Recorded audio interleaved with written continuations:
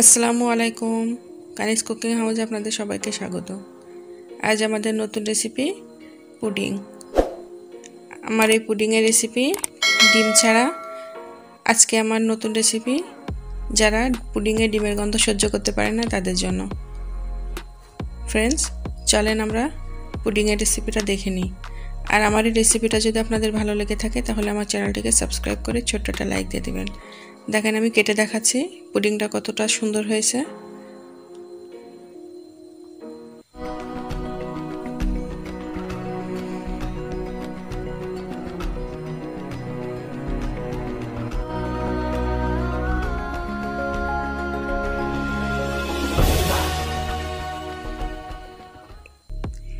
এখানে আমি একটা পাতিল বসিয়ে দিয়েছি চুলাতে, দিয়ে দিচ্ছি চিনি। আমি চিনিটা ক্যারামেল করে নেব। আমি সামান্য একটু পানি দিয়ে চিনিটা জাল করে নিচ্ছি। জাল করে আমি যে পাত্রের মধ্যে পুডিংটা বসাবো ওই পাত্রের মধ্যে ঢেলে নিব। আমি এখানে নিয়ে নিচ্ছি 6 পিস পাউরুটি। আর পাউরুটির পিসগুলো খুবই ছোট, আপনারা বড় নিলে 4 পিস দিবেন। আমি ছোট নিয়েছি, এই জন্য আমি 6টা নিয়েছি। আমি পাউরুটির সাইডগুলো কেটে নিচ্ছি।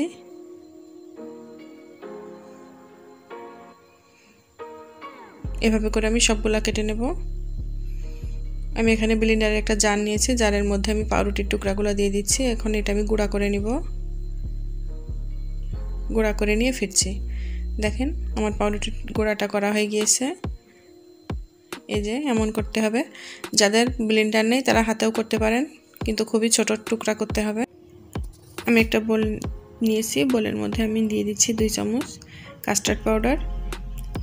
কাস্টার্ড পাউডারটা আমি একটু পানি দিয়ে গুলিয়ে নেব।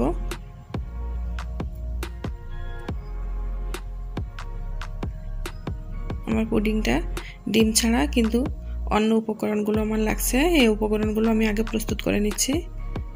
কাস্টার্ড পাউডারটা দুধের মধ্যে দিলে দলা দলা পাকিয়ে যেতে পারে, এই জন্য আমি আগে পানি থেকে একটু গুলিয়ে নিচ্ছি। আমার গোলানো হয়ে গেছে, আমি এক সাইডে রেখে দেব। আমি চুলাতে দুধ গরম করতে দিয়েছি। দুধটা আমি আগে একটু জাল করে নিয়েছিলাম, এই জন্য আমি বেশি গরম করব না। আমি এখানে দিয়ে দিচ্ছি চিনি। আমি এখানে 500 গ্রাম দুধ নিয়েছি। আমি এখানে হাফ কাপের মতো চিনি দিয়ে দেব। মিষ্টিটা আপনার নিজের উপরে, আপনি কতটুকু মিষ্টি খেতে চান। আমি এখন কাস্টার্ড পাউডারটা দিয়ে দিয়েছি। কাস্টার্ড পাউডারটা দিয়ে অনবরত নাড়তে হবে, না হলে নিচে থেকে লেগে যেতে পারে। দেখেন কাস্টার্ড পাউডার দেওয়ার পরে দুধটা কিন্তু ঘন হয়ে আসছে। আর অবশ্যই ফুল ক্রিম দুধ নিতে হবে। আমি এখানে গরুর দুধ নিয়েছি। এখন আমি গুঁড়া করে রাখা পাউরুটি আমি দিয়ে দিচ্ছি। অল্প অল্প করে আমি মিশ্রণের সাথে মিশিয়ে নেব, একবারে পুরাটা দেব না। আর এটা কিন্তু অনবরত নাড়তে হবে। এখন আমি বাকিটুকু সব দিয়ে দেব।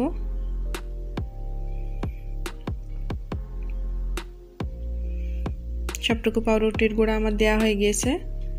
এখন আমি ভালো করে মিশিয়ে নিচ্ছি। এটা আমি এখন ভালো করে 2-4 মিনিট চুলাতে ফুটিয়ে নেব। দেখেন ফুটছে। এখন আমি চুলা থেকে নামিয়ে ঠান্ডা করে নেব। ঠান্ডা করে ক্যারামেলের উপরে ঢেলে দেব।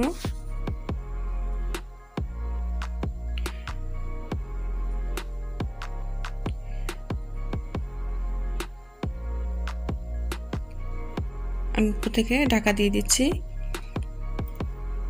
আমি হাঁড়ির মধ্যে পানি দিয়ে দিয়েছি, পানিতে একটা স্ট্যান্ড বসিয়ে দিয়েছি।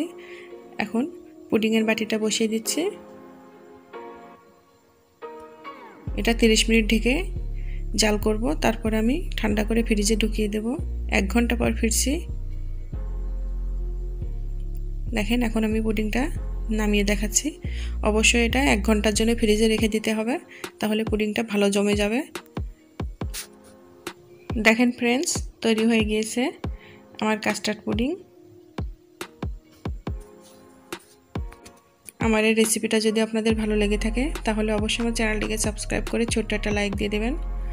আর ফ্রেন্ডস, আপনাদের ফ্রেন্ডদের মধ্যে আরও বেশি করে শেয়ার করে দেবেন, আরেকজনকে দেখার সুযোগ করে দেবেন। কমেন্ট করে অবশ্যই জানাবেন আমার রেসিপিটা কেমন হয়েছে। আর যারা ডিমের গন্ধ সহ্য করতে পারেন না তারা এভাবে করে পুডিং খেতে পারেন। পুডিং অনেকেরই পছন্দ, কিন্তু ডিমের গন্ধের জন্য খেতে পারে না। আমার এই রেসিপির পুরো প্রস্তুত প্রণালী ডেসক্রিপশন বক্সে দেওয়া থাকবে, চাইলে ওখান থেকে দেখে নিতে পারেন। আল্লাহ হাফেজ।